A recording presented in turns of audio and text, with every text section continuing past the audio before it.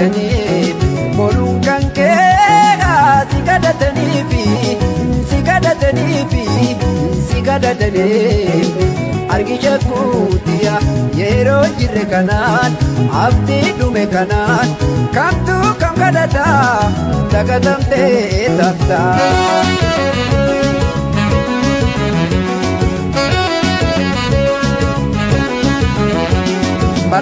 Bardabbatee nuun eegu yerooni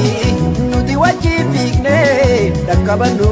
malee feetu dhuftee feetu narraa haftee fafakkeessuudhumaan hin ta'u jaaladhu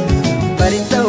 wanni bartu akka yaada keetii takka takkaas yaa jaalallee fedhii keetiisaan na jaaladhu si jaaladha dhugumaan onneerraa inni dhimee na jaaladhu yaadi kan biraa.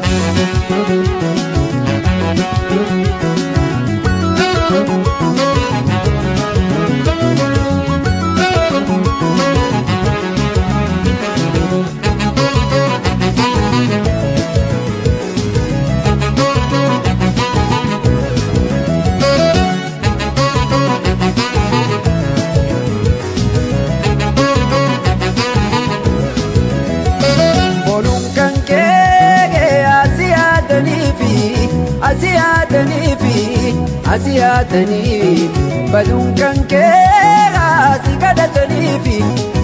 kadhatanii fi taanaan si kadhatanii argisha kuutiya yeroo jirre kanaan abdii dhume kanaan kamtu kam kadhata dagatamtee tafta.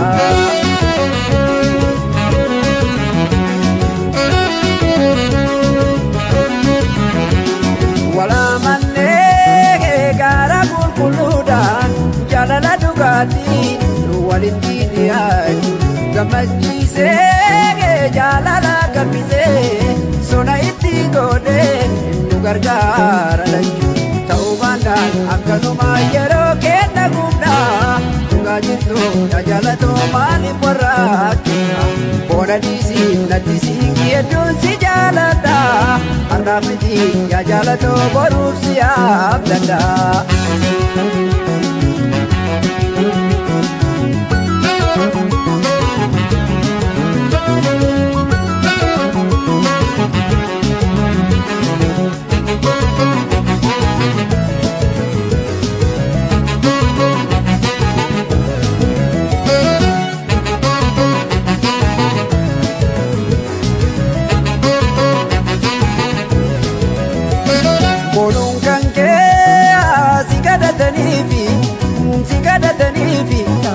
Si kadhatanii baduun kan keera asiyatanii argisha kuutala yeroo jirre kanaan abdii dhume kanaan kamtu kam kadhata dagatamtee tafta.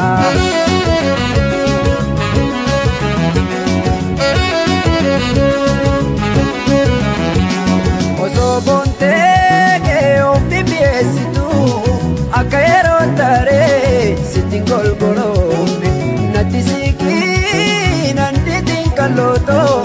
jaalala kootannaa osoo hin hambifne ta'uu baannaan akkanuma yeroo kenna gubnu dhugaa jirtu walitti himne beenu haa filadhu boona dhiisi natti siqii hedduun si jaaladha har'aaf miti dhaqalootoo boruuf si abdadha.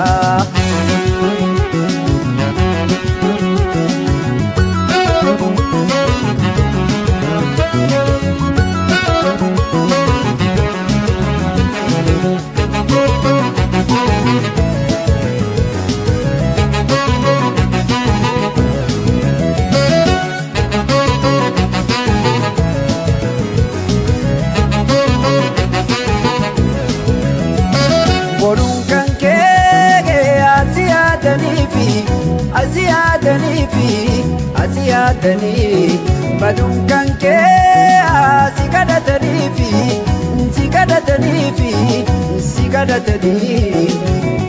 dhaloon tala yeroo jirre kanaan ati dhume kanaan kamtu kam kadhata dagatamtee tafta.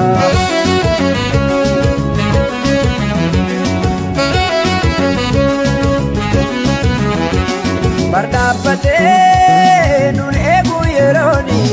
nuti wajjin fiignee dhaqqabannu malee feetuu dhuftee feetuu narraa haftee fafa keessuudhumaan hin ta'u jaalallee bari ta'u wanni martu akka yaadateetti takka takka yaa jaalallee fedhii kee dhiisaati na jaaladhu si jaaladha dhugumaan onneerraa natti siikii yaadi waan biraa bari ta'u wanni martu akka yaada keetti takka takka yaa jaalallee fedhii kee dhiisaati na jaaladhu si jaaladha dhugumaan onneerraa itti timee natti siikii yaadi kan biraa bari ta'u wanni martu akka yaada keetti takka takka yaa jaaladhu fedhii kee dhiisaati.